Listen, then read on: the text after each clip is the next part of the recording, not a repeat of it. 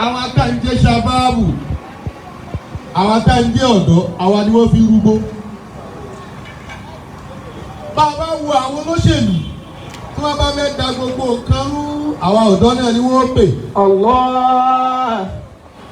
bàbá wo gbogbo gáràjì kọ̀ọ̀kan ẹ̀ lè bá àwọn àgbàlagbà ń bẹ̀ àwọn ọ̀dọ́ náà ni. Allah.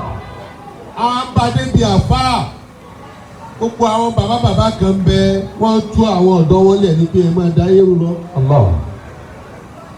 bí wọ́n bá mú ẹrù kan wá bí kan ẹ lálàsẹ wọn níbẹ̀ àwọn ọ̀dọ́ àti wá dàbí irinṣẹ́ bú lásìkò táwọn yìí. Allah. àmọ́ tí mo fẹ́ kẹ́ dì mú bẹ́ẹ̀ bá fẹ́ máa rí iṣẹ́ tẹ̀sí fẹ́ lálùbáríkà láyé àtàlùkìyàmọ̀ ó dẹ̀ ní ẹjẹ́ padà síbi kúlùkù Rasul. Sallallahu alayhi wa sallam. ẹ̀bá yorùbá débi dáadáa. Sallallahu alayhi wa sallam. President ìkẹyọ kọ́níkẹ́ lọ dì mú o ó dẹ̀ ní ìwà. Allah. torí pé tó bá bá sọnù láwùjọ àwọn ọ̀dọ́ lónìí àníwà mọ́. Allah. torí pé àgbà pé n tó wà lọ́wọ́ wa kò sí lọ́wọ́ àwọn bàbá tàlẹ́ àgbà bẹ́ẹ̀ ni kò sí rí bẹ́ẹ̀. nígbà tó lọ́wọ́ fẹ́ ròyìn oúnjẹ ńlá Muhammad ganu Suratul Qalam lọ. Bismillahir Rahmanir Rahim. kí ló ti wí bẹ́ẹ̀. Wa innaka la'ala khuluqin 'azim. ẹ jẹ́ dúró lórí ayé yìí. Wa innaka la'ala khuluqin 'azim. àṣé àkọ́kọ́ tó kọ́kọ́ ṣe kókó tó yẹ kẹ́ kọ́kọ́ máa wá ní khuluqun 'azim. Wa innaka la'ala khuluqin 'azim. al-khulqu alladhi yamdahukum bihi an-nas. Wa innaka la'ala khuluqin 'azim. ọlọ́run wà nẹ́bí. Sallallahu alayhi wa sallam. ọ̀làdé ṣe ti Muhammad ní jáàmì. Wa innaka la'ala khuluqin 'azim. ọba bá ròyìn nẹ́bí pé innaka 'ala khulqi ó tó. ọba tó mú wa dá ó tún kẹ́lìmọ̀ khulqi yẹn tún wá wà mọ́ á sọ́fà pé khuluqun 'azim. Wa innaka la'ala khuluqin 'azim. ibi tí mo ń gbé yín lọ kọ́lọ̀ ń jẹ́ rí yín gbélé bẹ́ẹ̀. Wa innaka la'ala khuluqin 'azim. ọwọ́ àbíyá ńlá wa Aisha.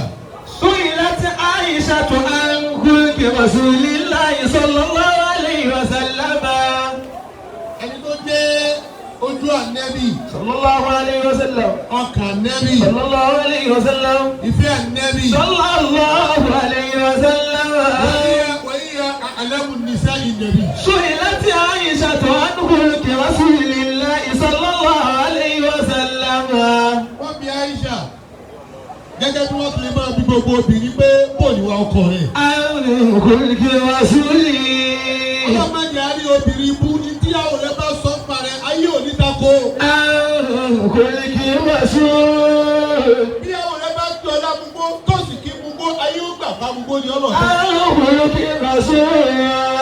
wọ́n gbà pé òun ni láàárọ̀ òun ni lọ́sàn òun ni lálẹ́. سئلت عائشة عن خلق رسول. wọ́n bi ìyá ńlá wa Aisha radiyallahu ta'ala anha báwo ni wà nẹ́bì ti rí gan. فقالت كان خلقه القرآن. Usba ẹ kọ́kọ́ lọ di alukur'ani. كان خلقه القرآن. bí alukur'ani ṣe máàpù ẹgbẹ́ yìí. كان خلقه القرآن. bẹ́ẹ̀ bá fẹ́ yà sọ́tún kẹ́ ẹ tó yà síbẹ̀ ẹ lọ ní alukur'ani. كان خلقه القرآن. bẹ́ẹ̀ bá fẹ́ yà sálàáfíà kẹ́ ẹ tó darí lọ bẹ̀ ẹ ṣí alukur'ani wò. كان خلقه القرآن. torí pé ẹgbẹ́ ti pọ̀ bí ẹgbẹ́ ti wá pọ̀ ní ẹgbẹ́ ìsìláàmù láyé ẹ gbọ́dọ̀ jókòó yín pé kí ló fẹ́ mẹ́yìn yàtọ̀. كان خلقه القرآن. bẹ́ẹ̀ bá lọ gbọ́ngbò ẹ̀ pé Usba ẹ ra ìmọ̀ye ẹgbẹ́ tí wọ́n jẹ́ Usba bóòlù Usba tí yóò ti yàtọ̀ nínú àwọn Usba. الله. ọ̀wà ní káàdà olùkọ́ alukur'an. القرآن. ó dùn mọ́ mi pé gbogbo ẹ̀yin tẹ́ ẹ jókòó yìí alálùkùránì ni àmọ́ gbogbo ẹni tó mọ alukur'an kọ́ ní lo alukur'an. الله. ká gbé àwọn tí àwọn ìjọ ká pé wọn sí mẹ́rin. قوم يقرؤون القرآن bàbá wọn ọlọ́yẹ̀dù. قوم يقرؤون القرآن هناك قوم يعرفون القرآن ويفهمونه ويقرؤونه ويعملون بما في القرآن. ويعملون بما في القرآن يقرؤون القرآن وما كان القرآن دادا. يقرؤون القرآن وما القرآن. يقرؤون القرآن وما تنتهي القرآن. ويعملون بما في القرآن. àmọ́ gbogbo tó wà lóye ni wọ́n ń lò. يعملون بما في القرآن. wọ́n ní kọjá tí Kùránì ní kí wọ́n ṣe wọ́n sì ní ṣe tó ní ká má ṣe. ثانيا ẹlẹ́ẹ̀kejì. قوم يعرفون القرآن ظاهره وباطنه. ẹ dákun ẹ má jẹ́ kí wọ́n máa nàka sí yín pé ṣe bá fà gbogbo yín. قوم يعرفون القرآن ظاهره وباطنه ولا يعملون بما فيه. àwọn ẹ̀dá kan bẹ wọ́n mọ Al-Qur'an. ظاهره وباطنه. كل ما يتعلق بالقرآن من تفسير وعلومه wọ́n mọ̀ ẹ́ dáadáa o. ولا يعملون بما فيه. القرآن في مشرق وفي مغرب. ولا يعملون بما فيه. القرآن في يمين وفي شمال. ولا يعملون بما فيه. bí wọ́n ti máa tó yé wọn tó tẹnu wọn sì dùn لا يعملون بما فيه. wọ́n ṣe máa ní ẹ̀yin àfa ìgbà tẹ́ ẹ̀ ló ń tẹ́ fa. àwọn ìjọ kéde. ثالثا ẹlẹ́kẹta. قوم لا يعرفون القرآن. àwọn ẹ̀dá kan bẹ لا يعرفون القرآن. لا يعرفون القرآن. kò lè ká alifu délẹ̀. لا يعرفون القرآن. kò sí ẹ̀ lè ká fásitì àyẹ̀jú. لا يعرفون القرآن. ìyẹn ni pé kò tiẹ̀ gbalẹ̀ kéwù kọjá rí. أما يعملون بما في القرآن. yóò sì mọ ìwà tí ó mọ ṣe dídí Al-Qur'an. يعملون بما في القرآن. yóò sì mọ sọ̀rọ̀ bí ìgbà tó kí Al-Qur'an. يعملون بما في tí القرآن. bá bá yín ṣe ìwà nẹ́bí lẹ́ẹ̀mọ́ nílá rẹ̀ ìwà Al-Qur'an lẹ́ẹ̀mọ́ nílá rẹ̀ kó sí ká kankan kò yé o. يعملون بما في القرآن. ìyẹn ni pé àwọn ẹ̀dá kan bẹ wọn kéwù tá a kéyìí ọ̀rọ̀ kéwù òye wọn àmọ́ gbogbo Al-Qur'an ní tí ń pè wá lọ́bẹ̀ gbogbo ẹ̀ ni wọ́n ń ṣe torí pé wọ́n gbọ́ lẹ́nu ẹ̀yìn tẹ̀ ké ẹ̀yìn tó wá gbọ́ lẹ́nu yín gan ẹ̀ ló tẹ̀ ké. لا يعرفون. ẹni tí ń sọ pé Al-Qur'an ló ní sọ bẹ́ẹ̀ fún yín àwọn tó ń sọ fún Al-Qur'an rán mi sí yín wọ́n ń tẹ̀lé tó ń sọ ìwọ tó wá jíṣẹ́ Al-Qur'an sì yapa Al-Qur'an. الله. قوم لا يعرفون القرآن ولا يعملون بما في القرآن.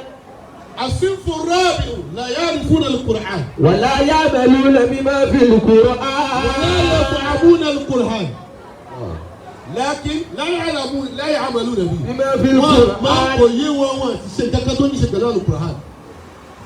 bí mo ti sọ bẹ́ẹ̀ pé àwa ọ̀dọ́ àwa ni wọ́n fẹ́ máa lò nínú iṣẹ́ ẹgbó àwa ni wọ́n fẹ́ máa fi jà wọ́n fẹ́ máa fi rúgbó. ó jẹ́ kí àwọn bàbá àgbàlagbà kọ̀ọ̀kan ọ̀tọ̀ làgbàlagbà ó ọ̀tọ̀ lẹni tó dàgbà ọ̀tọ̀ lẹni tí àgbà dà á. Allah.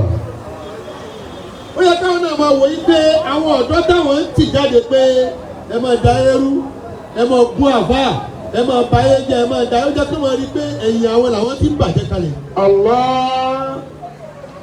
mo fẹ́ dájú mẹ́sẹ̀gì yìí kọ́ gbogbo àwa tí à ń pera wa ní àfáà nílẹ̀ Yorùbá pàápàá jùlọ àwọn tó ń jẹ́ àgbà àfáà nílẹ̀ Yorùbá.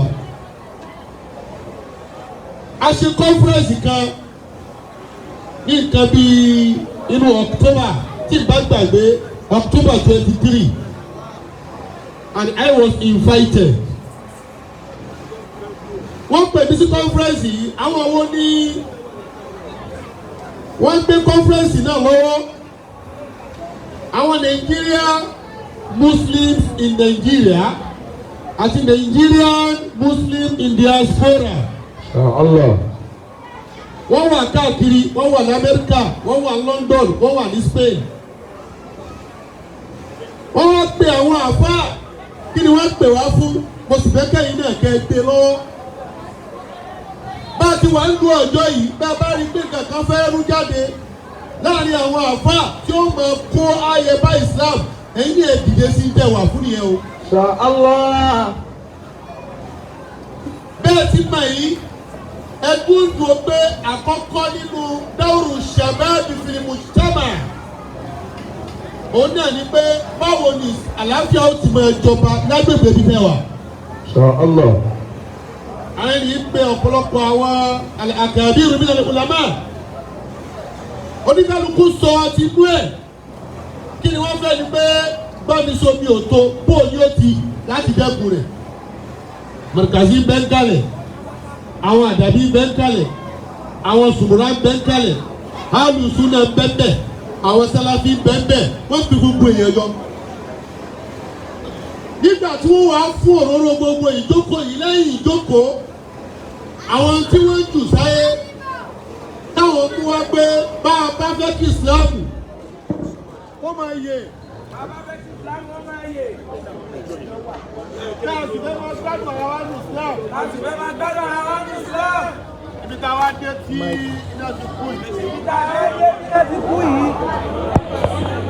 Tá a fẹ́ máa gbádùn ara wa. Bàbá máa gbádùn ara. Ariwo yóò fẹ́ pọ̀. Ariwo yóò fẹ́ pọ̀. Èyí tí ó dà ní ká ṣe subhana rabbika. Èyí tí ó dà ní ká ṣe subhana rabbika.